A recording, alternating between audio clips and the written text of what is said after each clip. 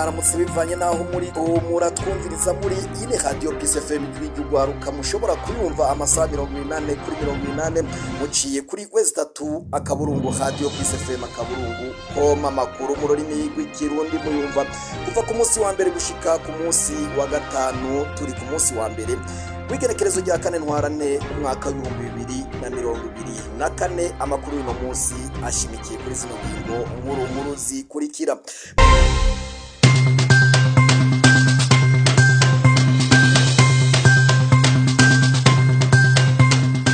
Masengesho yiswe warakoze mana asanzwe ategurwa n'umugambwe CNDD-FDD barunamiye abasirikare bagandaguwe n'umuharire Tabara. Ayo masengesho akaba yabaye kuwa 29 Ruhuma umwaka wa 2024 mu ntara ya Kayanza aho havugwa ubukene bw'inzoga nka Amstel nini na ntoya hamwe na Primus haraheze indwi zibiri abihereza ico kinyobwa bakavuga ko ico kibazo kitari kimenyerewe ngaho mu Kayanza.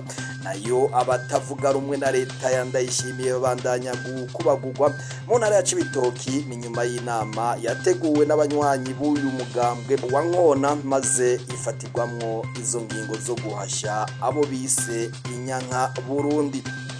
Amakuru twabateguriye uyu munsi akaba ataraya gusa guma hafi tubafitiye n'ayandi mugire mushikirizwe na Jevia Tortori haragira mu buhinga bw'ivyuma hariyo Chanel Ntahiraja kaze mwese.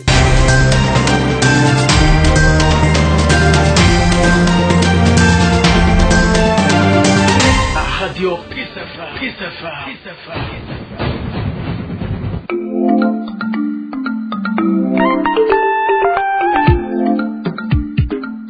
Kera bakarite gutu bavuga bati bugabo burihabwa. Erega n'ubu bugabo burihabwa kandi abarundi bazohaguruka bavyankegare none ntubizi ntiwabivuze wewe wenyene. Nuko ni abantu bazovuga ngo leta duhe leta ntacyo izobaha. Oya abarundi no guhaguruka bakayibwira yuko igezaho izirikirakora kuko urabona ko nawe urabibona ko birenze urugero. Ariko muri rano violence ibintu vya violence sivyo bazobikore kuko birashoboka rero bigwanisho byinshi bishoboka abantu batakoresheje violence. Abarundi barazi inzira bazofata rusiri nico bazokoresha kuko iyo umuntu wamubwiye kabiri gatatu kamubwira ntiyumve inzira ni nyinshi nawe urabivuze bazokoresha ngira ngo inzira ishobora kumvikana. Yego kandi biza byaragatanga epitasi cyo tazi nuko iyo umuntu ashikira ubutegetsi yaciye muri zo nzira zibigwanisha aca twarukonye je urabibaza ndabi indabo ibazwa yiranye genda kose bazobabuza kubandanya uko bariko barabikora kuko ntibizokomeza uko biriko biragenda kandi byaranatanguye ikuru nuko babibona abanyagihugu bakanezerwa ibi bintu byo kwama baturatura bari mu moko bari mu bintazi bikavaho bigahagarara nico gikuru muri byo bagatera imbere bakagira gateka kamwe twamye ako gateka rero bazokagira abadede batakihari kuko ivyo abadede bakora ngira ngo ntibashaka kwako gateka kahaba nabo abadede babuko nyene niho bazoba bari nabo bazoca gusa no guhindura bohindura kuko abadede bagiye mu ishamba babwira abaporo bavuga ku baporo na gucyo nyene n'abandi nuko rero twe twibaza ahubwo twese tugomba kujamo tukumva yuko ari ubwo dufiteza gusoza twese turi hamwe ico nibaza abarundi twese ico coco nico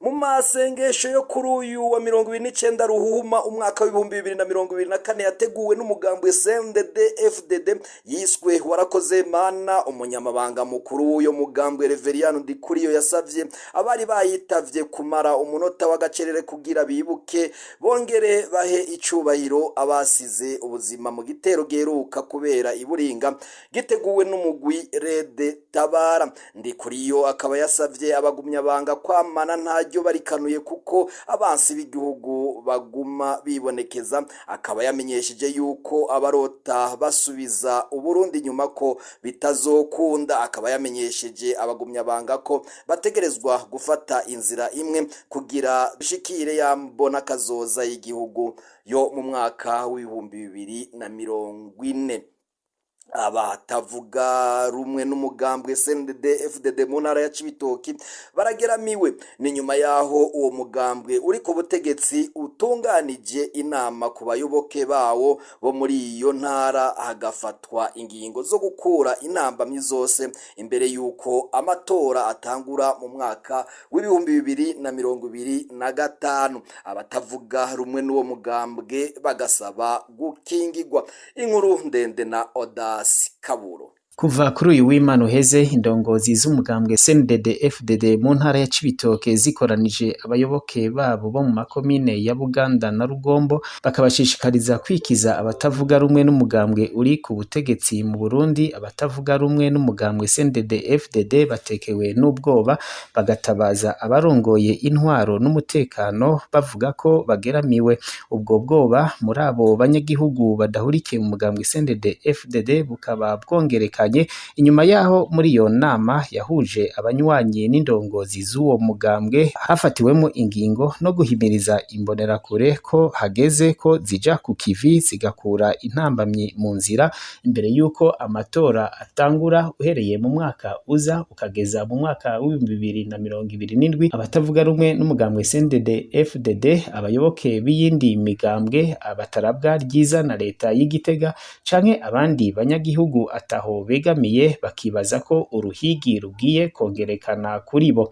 Abatewe umutima uhagaze n'izo ngingo kurusha abandi bakaba ari abayoboke b'umugambwe CNL uramutswa umushingamateka Agathon Rwasa, ubona ko badasiba guhagarikwa. Abatari bake bakaba baragandaguwe, abandi baburirwa irengero. Ku bwabo iyo amatora yegereje, ukugandagurwa, uguhagarikwa hatisunzwe amategeko no kwangazwa bikaba bisa n'ivyabahariwe. Inyuma y'iyo nama bakavuga ko amategeko yahawe imbonerakure zo mu makomine ya Buganda na Rugombo yoba yatanguye gushigwa mu ngiro kuri uyu wa mbere, aho abanywanyi babiri b'umugambwe CNL banyurujwe, n'ubu akaba atakayambu kabo. Amakuru ava muri ayo makomine akavuga ko bagenzi babo agashavu ari kose ko nabo batazobandanya bareze amaboko, bashobora kwihagarara ko bakivuna uwubateye. Ivyo biruko mu gihe urongoye imihari ikomoka ku mugambwe CNDD FDD mu ntara ya Bujumbura we yamiza yompi ibivugwa n'abanyagihugu, akemeza ko inama mu mugambwe iwabo zama zitunganywa ariko zitavugwamwo ibyo kugirira nabi abatavuga rumwe nabo. Akamenyesha ko iyo nama yo kuw'Imana yateguwe mu ntumbero yo kwitegurira amatora yo mwaka wa 2025 atari ubwo gutera ubwoba abatavuga rumwe n'umugambwe CNDD FDD. Indongozi mu mugambwe CNL bakiyamiriza agatotezo mama bagirirwa n'ubutegetsi bukomoka ku mugambwe CNDD FDD, bagasaba abarongoye igihugu c'u Burundi kubihagarika bagatwarira bose kuko nabo arabonse rimwe kandi ko ataho bazoshirana. Odas Kaburo ndagukengurukire mu gisata c'indero. Ndakumenyeshe ko umushikiranganje avuga ko kubona umunyeshure w'umukinyi afise imishatsi nk'iya Samusure ivyo bikaba vyashikirijwe n'umushikiranganje w'indero n'ubushakashatsi François Havyarimana kuri uyu wa Mungu igenekerezo rya 25 Ruhuma umwaka w'2024 mu gihe hari haramutse hasozegwa inkino zihuza amashure. François akaba yagabishije abayobozi b'amashure bamwe baba bashaka kurondera intsinzi bagatanga ibibanza ku bakinyi hadakurikijwe amategeko ko bazobihanirwa. François akaba ivyo yabishikirije mu gihe hari hibonekeje abanyeshure bari ku kibuga bitwara uko bishakiye ukamenga s'abanyeshure. Akamenyesha yuko nubwo baba bari ku kibuga ko baguma ari abanyeshure kandi ko amategeko y'ishuri aguma abaraba. Akaba yamenyesheje kandi ko ku mwaka uza hasubiye kwibonekeza abanyeshure b'abakinyi baje ku kibuga bafise imishatsi nk'iya Samusure canke bambaye nabi ko hazohanwa umuyobozi yabazanye. Akaranda ko gushurashuza abana babigeme karabandanya mu ntara ya Ngozi, aho kuri uyu w'Imana turangije umwana w'imyaka 13 yashurashujwe n'umusore akuze aba mu gisagara ca Ngozi, maze acatungwa nayo yameze. Abaharanira agateka k'abana baratera ivyatsi ako kabi. Inkuru iramvuye na Albert Maheke. Kuri uyu w'Imana urangiye umwana wo ku mutumba Kigufi wo muri komine Busiga intara ya Ngozi yarashurashujwe n'umusore akuze asanzwe aba mu gisagara ca Ngozi. Nk'uko amasoko ya Radio Peace FM ijwi rwaruka aho Busiga bimenyesha, ikigo c'iterambere ry'ingo n'imiryango nico catabarije uwo mwigeme, nayo uwakoze ako kabi ngo yaciye atungwa nayo yameze arahunga. Abajejwe intwaro n'umutekano babandanije bamurondera. Ivyo ngo vyabaye atani indwi zibiri zirangiye umutama w'imyaka 51 yagejwe gushurashuzwa utwana tubiri tw'udukobwa aho nyene mu ntara ya Ngozi muri komine Kiremba, ariko wewe akaba ngo yarashikanywe imbere y'ubutungane. Abaharanira agateka k'abana aho mu ntara ya Ngozi baratera ivyatsi iyo ngendo yo konona abana bakiri bato. Mw'ishirahamwe riharanira agateka k'abana FENADEB bo bahamagarira abavyeyi, abarezi, abigisha eka n'abanyagihugu bose gukora ibishoboka byose mu gukurikirana ico kibazo hafi, mbere bagakingira abana birirwa barashurashuzwa, mbere bagakorera hamwe n'abajejwe umutekano kugira ngo abakoze ayo mabi bose bashengezwe.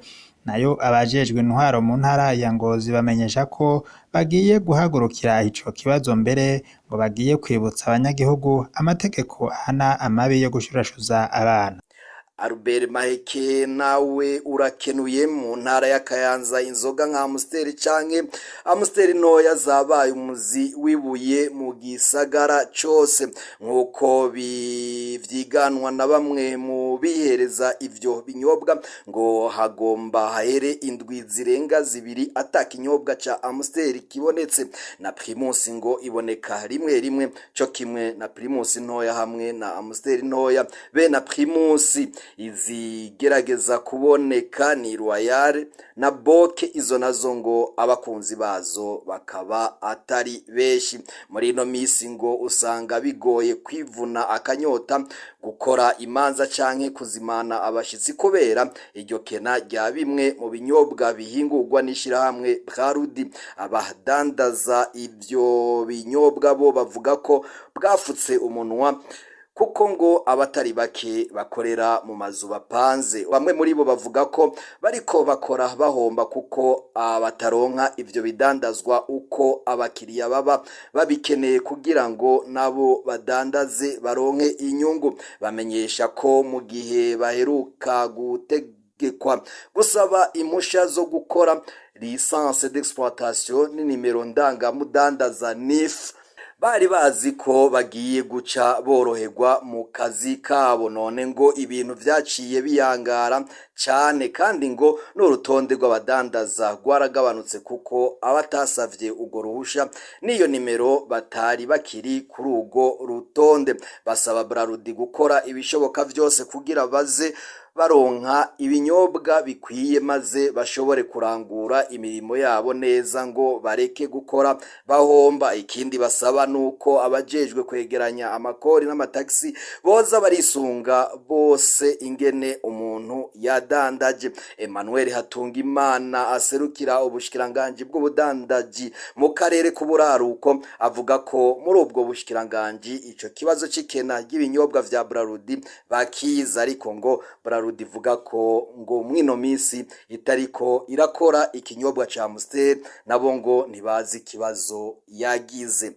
Umukuru w'igisagara ca Bujumbura Jimmy Hatungimana asaba abanyagisagara bose kwijukira isuku ryaho baba naho bakorera. Ivyo kugira bishoboke ababa mu gisagara bagasabwa gusukura imbere y'impangu, kugiranira amasezerano n'amashirahamwe yo gukura imicafu, bongere banayubahirize. abadandaza bategerezwa gukoresha ibikono byo gushiramwo imicafu. Amashirahamwe akora amazi n'imitobe itekegwa mu macupa atameneka basabwe guhimiriza abihereza ivyo binyobwa gusubiza ayo macupa aho kuyaterera mu mabarabara. Abajejwe intwaro n'umutekano gukurikirana ko ingingo zose zijanye n'isuku n'isukura zikurikizwa.